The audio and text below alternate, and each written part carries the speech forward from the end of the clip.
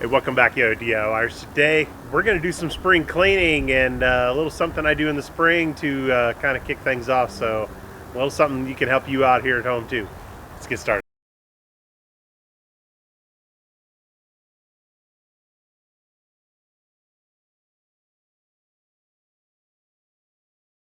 All right, so today what we're going to do is we're actually going to do a little bit of maintenance work, and we're going to do some on the vacuums.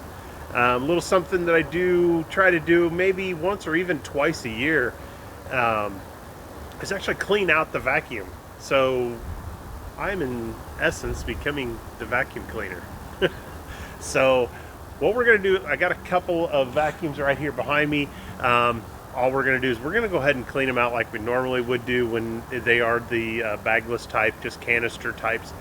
But the one thing we're going to do is we're going to turn around and we're going to go ahead and I got an air hose out here, and we're actually going to blast these things out, clean out the insides of them a little bit, and I'll show you what I do, and hopefully maybe it'll help you out too.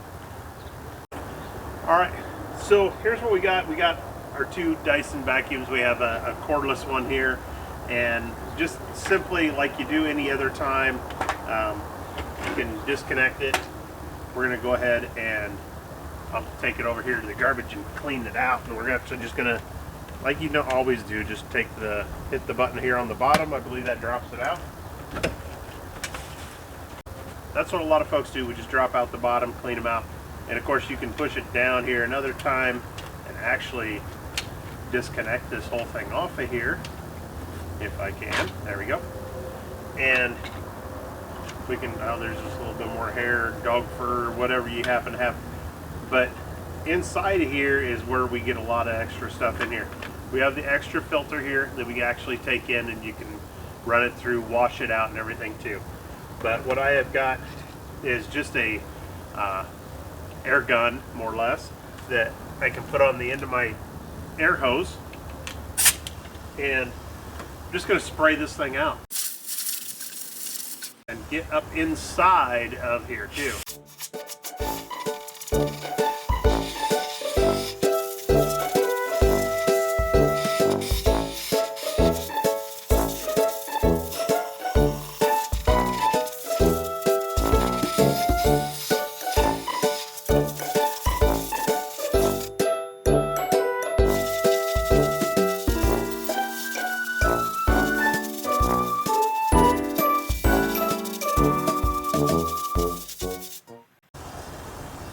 Also try to run down the inside of here.